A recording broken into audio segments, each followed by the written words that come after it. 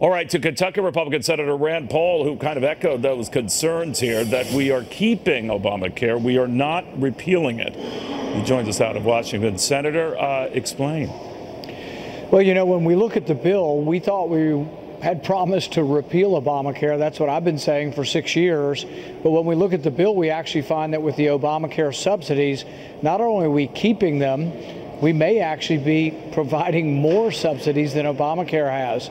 Our early estimates on the bill are that the bill may spend more in the next year or two than Obamacare does. And so it's hard for us to get our mind around that this is a repeal bill if we're spending more, keeping all the subsidies, and then we're going to start a brand new federal entitlement program where we give insurance companies money. And for the life of me, insurance companies, I'm all for people making money in capitalism. They make $15 billion a year. I don't understand why the taxpayer would need to subsidize insurance companies, and I'm just not for that.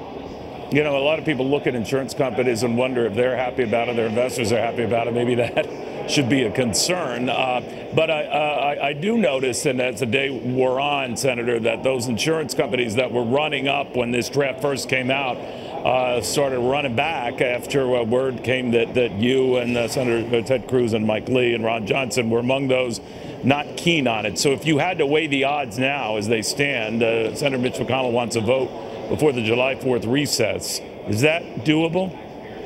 It could still happen if the people who wrote the bill are willing to negotiate. Conservatives want a repeal bill. I want a bill that looks like, feels like, and is a repeal bill. My fear is that when I look at this, I keep reading it, and it's like, it sounds like Obamacare to me. It doesn't even sound like Obamacare Light. In some areas, it may be Obamacare Plus on the subsidy side. We can't have a bill that spends more than Obamacare in the first couple of years and call that a repeal bill. So, yes, we should be for repeal, but we also have to have sufficient confidence in capitalism, competition, and free markets. And I don't think we do. I think we're replacing it with about, you know, here's a little Obamacare, here's another little Obamacare, but we don't really believe that the market will work, because what we're doing is the death spiral that we've talked about so much. We're just dumping a bunch of federal money into the individual market and saying prices will be lower. But you know, you could do that for new cars. Why don't we propose a new car stabilization fund, or a college stabilization fund, or an iPhone stabilization fund? Those would not be Republican ideas, and they would be laughed out of Congress. The same should happen for a stabilization fund where we dump taxpayer dollars into insurance companies' coffers that are already making $15 billion a year. You know, to your point, Senator, that technically this is not really a repeal of Obamacare. It raised an issue as to whether Republicans, to win over Democratic votes, should have just said that up front, and that this was a replacement and a fix, or so they deemed it. I know you disagree, but they could have won over more Democratic votes. Having said that, I want you to react to something Chuck Schumer said today after this. He kind of threw this open with an offer for Republicans. This is Chuck Schumer earlier today. Let us forget this draft bill. Let us right now, Democrats and Republicans, sit down and try to come up with a bipartisan bill. We're willing to do it today, now, this minute. Will you accept that offer? What do you say, Senator? Disingenuous at best. We tried to nibble at the edge when the Democrats were in charge, just changing like the requirement from 30 hours of work to 40 hours for requiring and mandating insurance. We couldn't even nibble at the edges with them. They're not for repealing any regulations. They're not for repealing any Obamacare taxes. So no, they don't want to work on this. I think that's rhetoric and not really serious. All right, where do we go now? If, let's say, there's not much of agreement or progress made in the next week, then obviously this goes into August, right? Well, what I would hope if you even is, meet in August. My hope is that the four of us who have announced our opposition will be invited to sit down with the people who wrote the bill, leadership, and say, what will it take to get you guys behind the bill? if they're willing to do that, and they're honestly willing to make this look more like a repeal bill, not just look, but actually be more of a repeal bill, I think we've got a chance. But all we have seen is the House bill, they kept plussing up with more money. So they sprinkled money on top of the House bill to encourage more people to be on it. But allowing Medicaid expansion to go on and on and on and on and on, and then repealing the taxes that actually paid for it, doesn't make any economic sense. So everybody wants to get rid of the taxes, but they're wanting to let the expenditures go on, which there's no way that that ends up being or making any sense with regard to the debt or not adding new debt.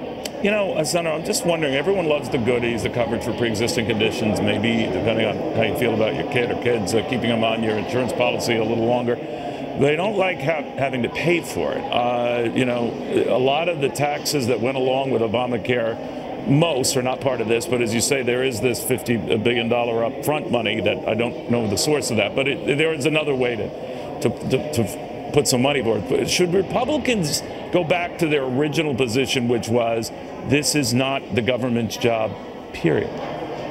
That's my position. And the other thing is the main problem, the fatal flaw of Obamacare, the death spiral, is created by telling people you can buy insurance after you're sick, and then by adding regulations to insurance to make it too expensive that young, healthy people don't want to buy it. So if you make it expensive and then tell people, hey, if it's too expensive, just wait to buy it till after you're sick, that's the death spiral of Obamacare. The Republican plan doesn't fix that. It subsidizes the death spiral of Obamacare. It dumps a bunch of federal money, taxpayer money, or borrowed money into the insurance industry and says, hey, please lower the prices if we give you money. That is not capitalism. That's not what made this a country great. And it really is not consistent with any notion of a limited government, conservative Republican position. But it does seem to be closer to President Trump's position. Do you risk enticing his wrath here? I don't think this is President Trump's bill. I talked to him earlier in the week.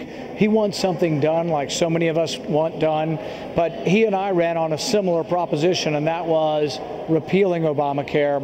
So I think he wants it repealed, and I think my preference, and I can't speak for the president, but that replacement would involve allowing more of the marketplace to work, legalizing competition, expanding health savings accounts. Right. Now, the bill does one good thing. It does allow the co-ops I've been talking about across state lines and expansion of co-ops. That I'm for, and that's the real answer. Instead of plowing federal money in, let's have sufficient confidence that people could buy their insurance through an association. You know, the reason why I mention all of this is there's great impatience and a feeling of rush that Republicans need a legislative win for the president and the president for Congress. And this was the means by which you got to health care reform.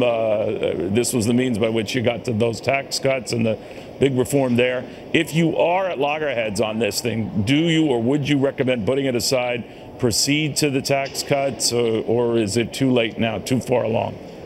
I think we will get to the tax cuts. I'm all for them. I want a tax cut bill in the fall, not just sort of a tax shifting bill or a revenue neutral bill. I want a tax cut. But I think we'll find more agreement on that. Do I want to skip health care? No, because if we skip it, we're probably never coming back to it. There's $1 trillion of taxes we can cut out of Obamacare. Let's just be wise and not just cut taxes and keep the spending. If we're going to cut taxes, let's also cut the spending. All right, so you want to get this done before you address that. I noticed you said about the tax cuts that they shouldn't necessarily be revenue neutral and all of that. There are others who are arguing that in the scheme of things they should be. You feel that would be limiting. Could you explain that? Well, if you really want to grow the economy, you have to leave more money in the economy. If it's revenue neutral, that means half of the people in the country will get a tax increase and half will get a tax reduction. But if it's revenue neutral, it can go by this budget reconciliation measure. It's a simple majority of votes, right? Yeah, you can still pass it by simple majority, but it's only good for 10 years. Right. The Bush tax cuts were good for 10 years, and guess what?